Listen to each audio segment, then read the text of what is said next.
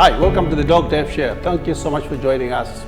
We hope and trust that you're keeping safe, you and your family members, and we are praying for you. Thank you so much again. On the show today, we are so pleased. We got Brooke Hanson. Everybody knows Brooke Hanson. If you don't know her, you know her now. She's an Australian Olympian swimmer.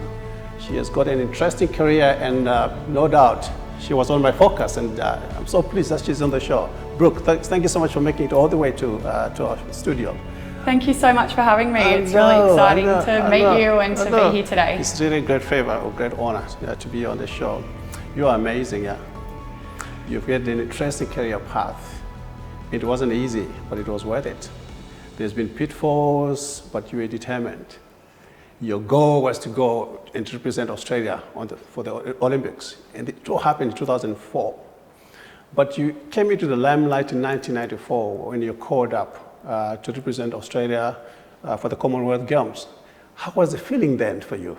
It was pretty remarkable as a teenager to represent my country at a Commonwealth Games, and it was what dreams are made of. And I remember just thinking how special it is to be not just a champion swimmer, but to be part of a wonderful team and to compete at a Commonwealth Games. I was the baby of the team. I was only 16 years old, and it was just, it was a special feeling for me. I was still in year 11 at high school, and I just remember, thinking this is the beginning of my international career, and it was a real highlight for me, and also for my family and everyone that was cheering me on back at home, all my friends from school. And you come from a family which loves water. From your siblings, your parents, your grandparents, everybody likes water. Definitely. Just tell us a little bit about it. Yeah, definitely. And I've always been a water baby, and my mum and dad actually met in the pool. They had their first kiss while swimming training in the pool as teenagers, and both of their parents were both swimmers and surf lifesavers, and it was pretty remarkable to look at the genetics behind my grandparents, and also all of the aunties and uncles everyone enjoys the water in some way. And for me to be the eldest of 4 kids that all love the water and love swimming and surf life saving, and we were taught to swim at a very, very young age, and that was so important for my parents to put me into those swimming lessons. But to know my family history and to know that both of my grandfathers were Australian champions in surf life saving, and my parents were great athletes. I guess they say the apple doesn't fall far from the tree. Right. That's correct. That's why they're not right. They're not wrong anyway. And then at the age of 3, something happened. You nearly drowned in the same water you love. Yeah. The same water build you up, career path. But you nearly drowned at the age of 3. Yeah, you still remember that? Yeah. I don't remember it. My parents definitely remember it, and I almost drowned twice as a baby, as a toddler, and I just loved the water so much. There was just something about it. I just wanted to be in it, and I remember having that feeling of I just want to jump in that water. I don't remember the incidents, but it was pretty frightening for my parents, going, where's Brooke? And having to dive into the bottom and pull me up, and was so fortunate to survive those attempts, and mum and dad put me into those swimming lessons, and I learnt that skill for life. And to start with, I was scared of the water, then started getting used to it and started loving the water, and I won my first race at the age of 4. It was a 15-metre freestyle race or dog paddle, and I swam breaststroke and still won. Wow. And from that moment, I wanted to be a breaststroker. I wanted to be a champion. I wanted to represent at the Olympic Games and wear the coat of arms on my chest and be an Olympic champion. And that was a dream and a goal that stayed with me from a very young age. Yes, but your aim was to be at the Olympics. But it didn't come easy, did it? 1996, they turned you down, you couldn't make it. And then 2000, you couldn't make it. Missed again. But eventually, 2004, you did it. You went to the Athens Olympics competitions. And there you were able to shine. How was the feeling for you, just being nominated to represent Australia in 2004? To miss twice by, 11 100s in 96 and miss again in 2000, it was so tough. And so to finally be there at the age of 26, when most people thought that my time had well and truly, passed me by, and a lot of people saying, give up, go get a real job, move on. I just had this inner voice the whole time telling me, don't give up, it will be worth it. Keep training, keep pushing.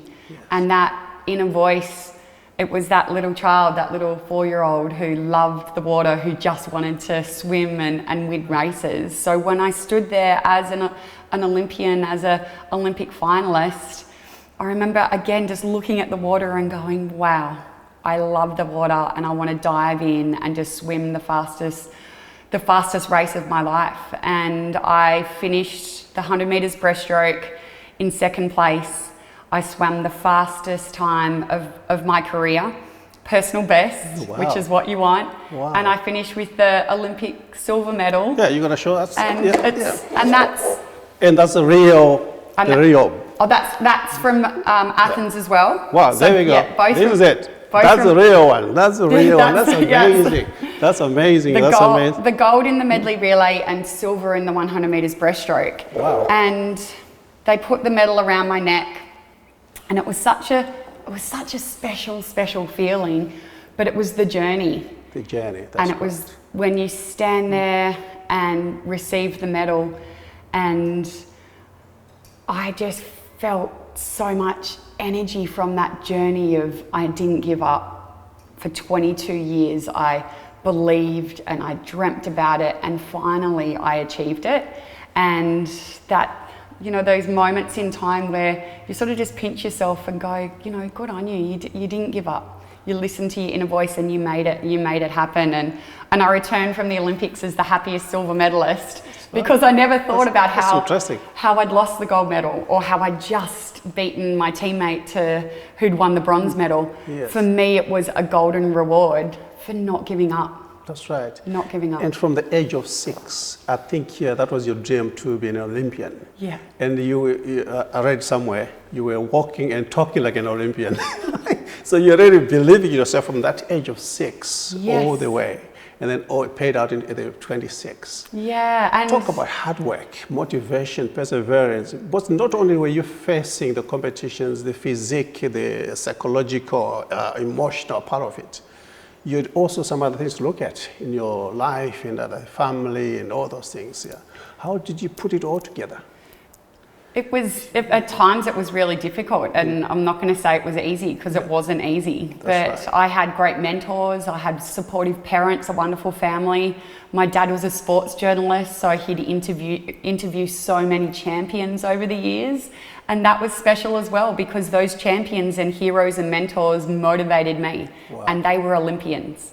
They'd been there and done that, and they'd won the medals. And they were telling me it's not going to be easy. It's going to be hard. And to set your alarm at 4 o'clock every single morning and wake up every morning when things aren't going your way, or you're not improving your times, or you're injured, or you're ill, or you're just not yourself on that day, you still have to wake up every day and do your absolute best. 4 hours per day.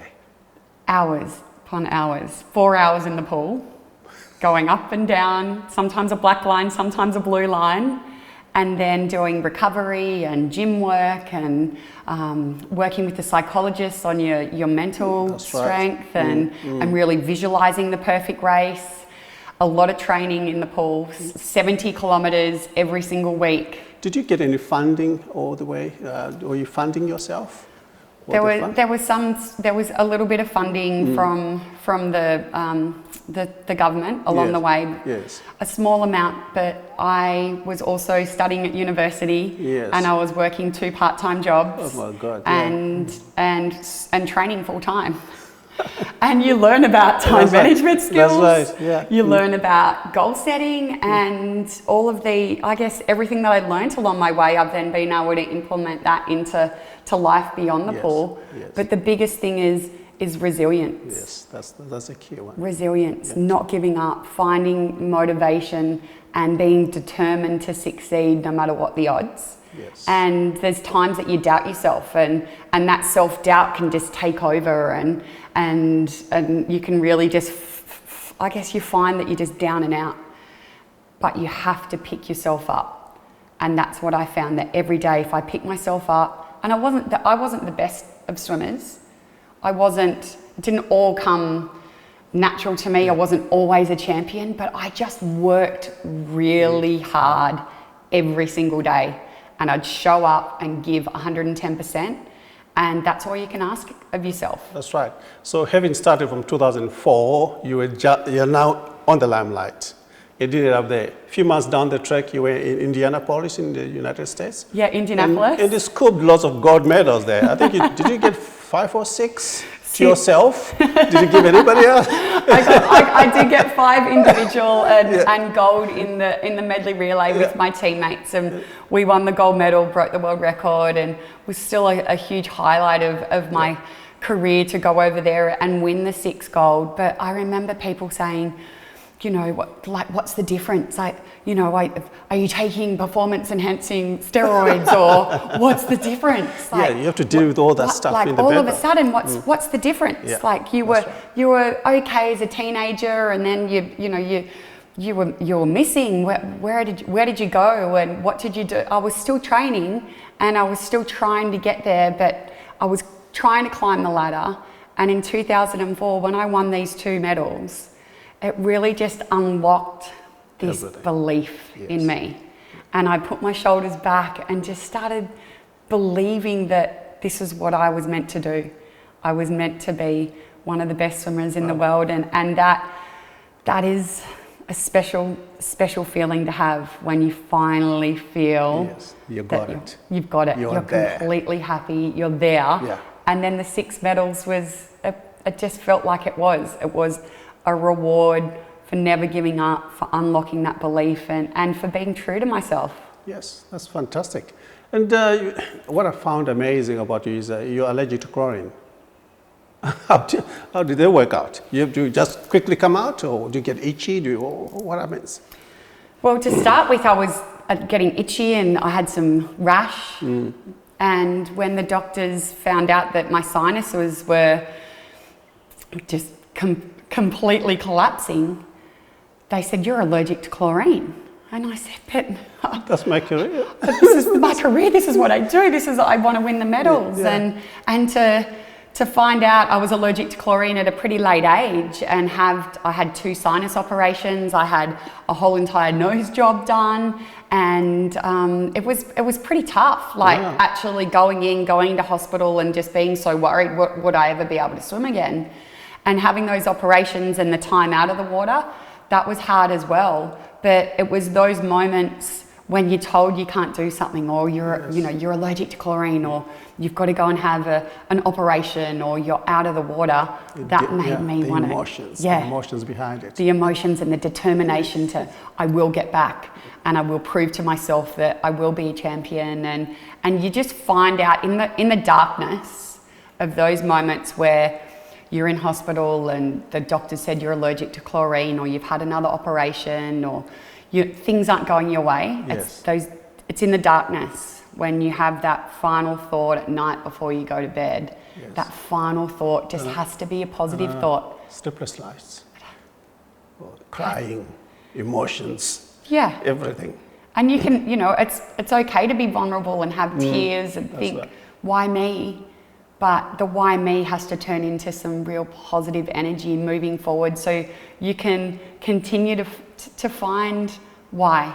Why me is because I've been chosen, because I'm strong enough. I'm strong enough to deal with these obstacles and hurdles and setbacks. And that's how I've attacked every obstacle that I've ever gone through, whether it was being allergic to chlorine, missing a team, missing a record, not improving my times for 10 years. It was always looking deep within yourself and finding that one positive thing every day that I can take away, so I can go to bed tonight and go, do you know what? I did something great today. And today might not have always gone the way that I planned, or I've had some obstacles, some setbacks, but I've taken one positive. Well, that's fantastic. That's what most people fail to do, isn't it? Because we start to attack ourselves. We start to demoralize ourselves. I'm bad. I'm not good. I'm not whatever. I can never make it. But it turns out from your side, you're turning those thoughts into a positive way. That little thing you've achieved, you take it as a stepping stone to the next. Turning that positive, that negative thoughts is very important, particularly in sports.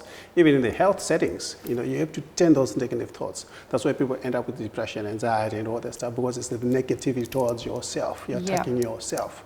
But you need to be positive about yourself, which is what you're doing, which is fantastic. Maybe the whole team around you helped you with that and all that. That's fantastic. Yeah, definitely. Yeah. The team was a highlight for me, and putting a winning, positive team around me, and having great mentors, and my coach, all the way to the sports scientist, the psychologist, the nutritionist. You've got a huge team around you that it's supporting you, but it's still.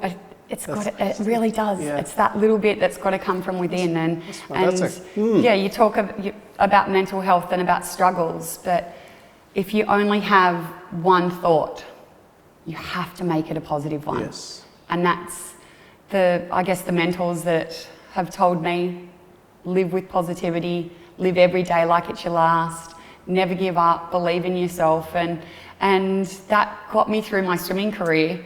But how that's transcended into my life as a businesswoman and as a mum is really, I think, where it's come into its own to make me realise that all of those things I learned as an Olympian have just set me up to have such a happy life. That's right. That's fantastic. So you're now retired. Was it a good fanfare or sad moment for you to announce that you are retiring? It was wonderful, actually. I remember going to the party shop and picking up some retirement banners and some retirement memorabilia, some balloons, and they said, "Oh, did you win the lotto?"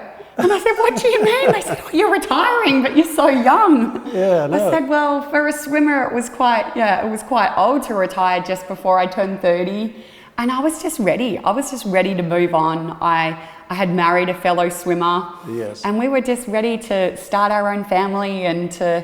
Jared, is it? Jared? Yeah, Jared. Hello, Jared. Hi, love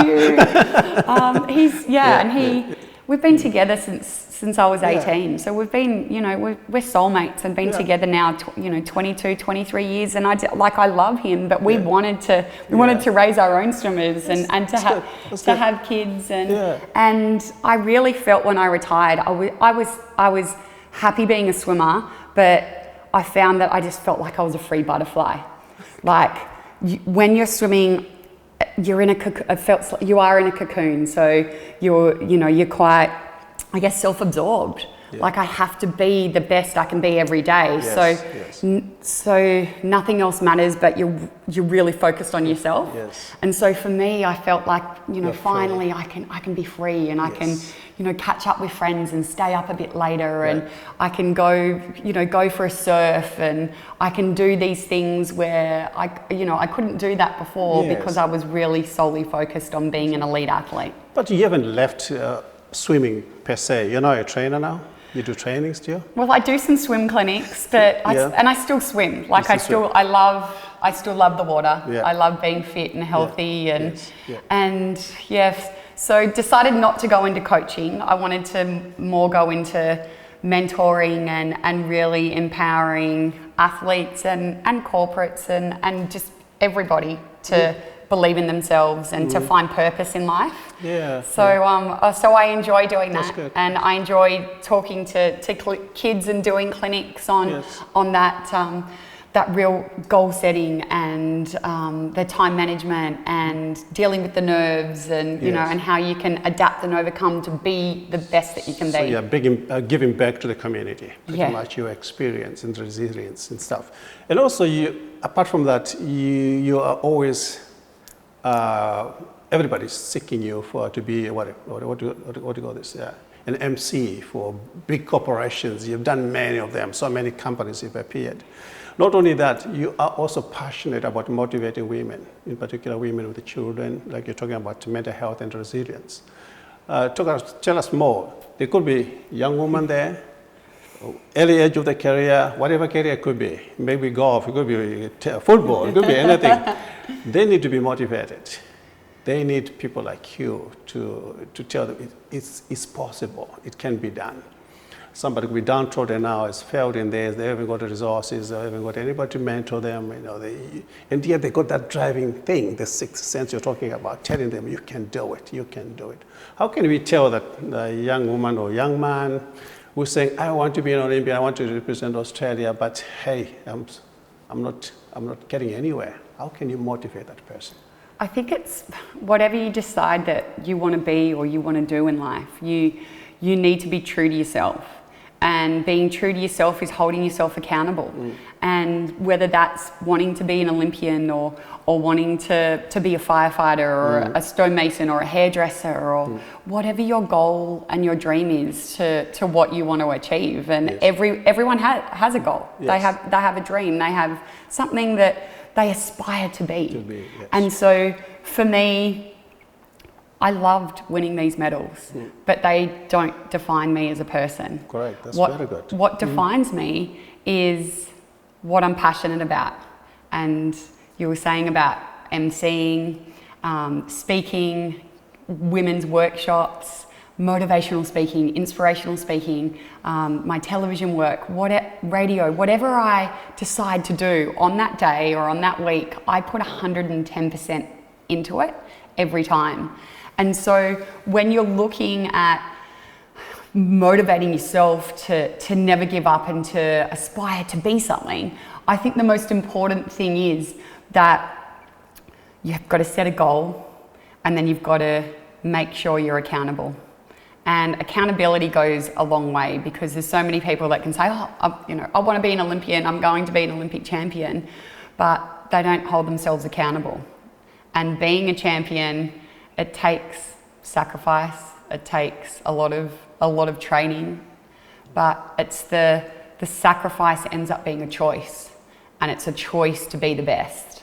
So when I'm inspiring people to never give up, and to the people that are out there that doubt themselves, I tell them to really compartmentalize it and break it down. And sometimes when we've got our heart set on a goal and we fall short, that's when we think, no, that's it. Too hard basket. That's it. I'm never going to do it. I'm never going to be that person. I'm never going to get there.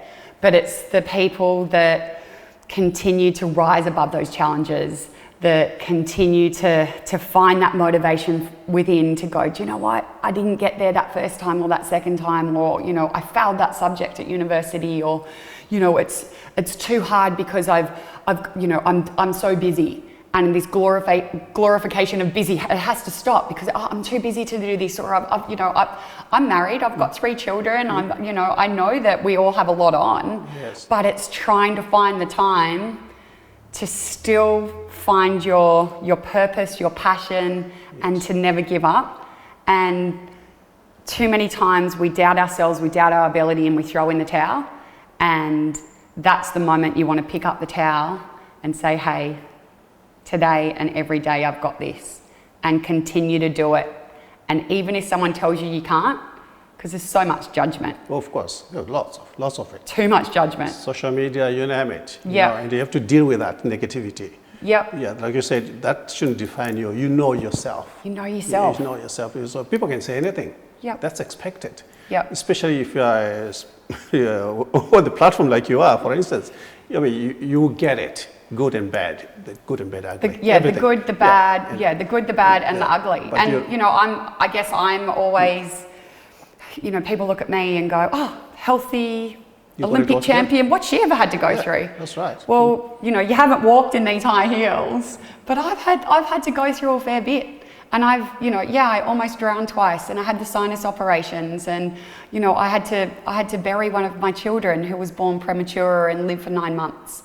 I now take care of one of my sons. He has a stoma, so he's in and out of hospital, but I take care of him. That's right. So there's so much judgment, but stop the judgment and really start looking within of what makes you happy. Yes. And I always ask everyone, what's 3 things 3 things, the most important things in your life right now. And for me, it is always family. It is always family. Every single day is my number 1. My second one is health. Wow. And my third is happiness. Wow, that's good. There you go. Take off message. If we don't have our health, we don't have our family. That's good. If we don't have our happiness, we don't have our health. And all 3 just tie in together. So if you're doubting yourself and you need more positivity, write your 3 things down. Write the 3 things that are the most important thing to you every day, and really focus on those 3 things, and you'll continue to shine. That's right. That's correct. Well done. That's very good. Take home message, if I could say. You also do some charity work. It's so important to give back and to make a difference. Yes. No matter what charity you choose, and we all have different charities that we choose at different times. And for me, it was after I had my son Jack Hanson Clark, and it was a charity that helped me through that journey with him when he was born premature. So I work with Life's Little Treasures Foundation, and they help families of babies born premature or sick. And it's about giving back and making a difference. That's and right. All of us, you know someone that's gone through something, or you need to connect with something and give back. And giving back gives me purpose. And I think I live a purpose-driven life every day, and I'm so passionate about what I do, but charities is a huge part of that. Yeah, that's right. And talking about charity now, you summarize all your life for the audience. This book, Brooke has written summarizing her road, your career path, your challenges, your life. It's all condensed in this book, right? And the book's title, what? When Silver is Gold. How did you come up with this title? Well, I remember the late Don Talbot, head coach, and also Bruce McAvaney, an amazing commentator. They both said when I won the Olympic silver medal that I was the happiest silver medalist, and that it was my golden reward for never giving up. So when silver is gold, it is about that. It's about that you might not always win the gold medal, but you can always have an opportunity to give it your best. So When Silver is Gold is my autobiography, and I was proud to write that with Neil Cadigan, a journalist and mate of my dad's. That's right. And it's very special to me, and to know now that I sell these through my website, brookehanson.com, but my charity at the moment is about one of my mates, and he's got brain cancer. Yes. So at the moment, all the proceeds are going to him and his beautiful family as he fights a brain tumour. That's fantastic. That's very well. That's well done. Thank you. So this book is available, like Brooke said, it's available on a website. Yep. Is it on audio? Not on audio yet, yeah? Good question. I should check that. But no, just questioning anyway. But let's support Brooke and their mission and her desire and giving back to the communities. I think it's a good thing to support her. And do by all means try to buy the book and try to support her wherever you are. Msasa is international, so wherever, it doesn't matter where you are in Japan, you can still buy the book. You can still buy the book. And you get it. Yeah, you get it. Yeah, that's fantastic. Yeah, nice I post it internationally, and I'll sign the front of it for you. I'll make sure I do that today. You hear that? Yeah, that's so good. Thank you so much. So for supporting Brooke in her mission. Okay, we appreciate that. Okay, Brooke. Right, Brooke. Right. So where are you going from next? Suppose I know you got passion in media. You got a degree in journalism, and so you're working on your media business as well. How far is that going? Getting into the media and studying journalism was another passion of mine, and to be on TV and to do caravanning and camping shows, I love it. I absolutely love it. Yeah. My big passion is still standing on stage and empowering people to believe in their dreams. Yes. And my media career and TV and radio, it will always be there, but I really love the one-on-one connection where I can stand on stage and it really feels similar to being announced in an Olympic final. So you have a few nerves and your palms get a bit sweaty. Yes. But I can stand there and look out to the audience and really think, hey, if I can inspire one person in this room to never give up and to believe in themselves, well, I know that You've achieved something. I've achieved something. That's good. And you said also strong women don't need muscles. Can you just tell us more about that? Strong women don't need muscles, but they are strong. They're strong at heart, is it? Definitely. Yeah. And the strongest women that I know, they don't need muscles. They're not just strong from the heart, but also in the mind. And to be a strong woman, to juggle to juggle everything every day, as a partner, for myself personally, as a wife, as a mother of 3 kids, and as a daughter and a sister and a friend, that's really hard. But you don't need strong muscles to be a strong woman. We are also resilient, and we're strong mentally.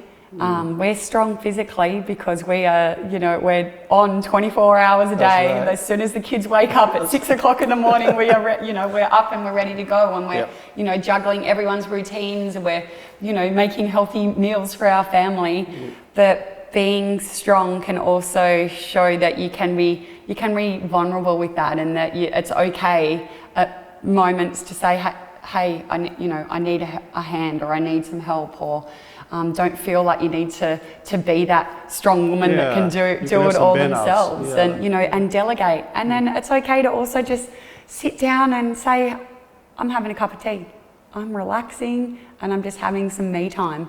And that's really important. That's very good, yeah. And where there's a will, there's what? Where there's a will, there's a wave. There's a wave. And that was something my parents always told me. Yeah. Brooke, where there's a will, there's a wave. And you need to find your will within your soul, and you need to ride your wave every day. And if there's no wave, you need to create the wave.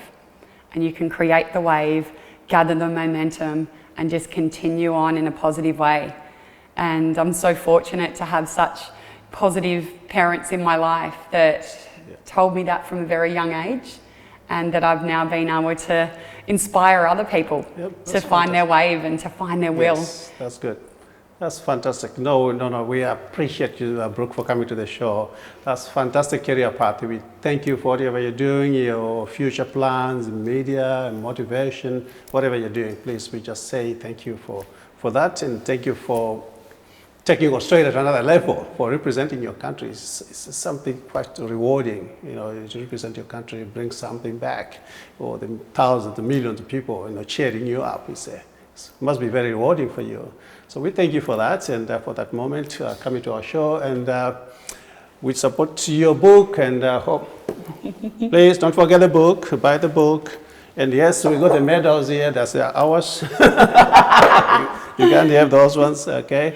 So we thank you for your journey in your future, and your family, whatever's happening with your son. We hope we talked about that behind the camera. Everything goes well, and your husband, things will go well. We just have to keep that resilience in you, that thought, that sixth thought telling you, you can do it, you can do it. It still happens with your son, your daughter, your husband, your business, your career, everything. You've won there. So what is going next is just another stepstone. Thank you. Thank you so much. So we appreciate that. It's been wonderful to be part of your show. And to all of your viewers, just continue to be true to yourself, continue to shine, and never give up. It's been amazing to meet you, and it's great to be part of it. And everybody else, thank you so much for joining us on the show, and we'll stay safe, and God bless you wherever you are. Bye-bye for now. Yay! Thank you. Oh, I'm all emotional now. That was really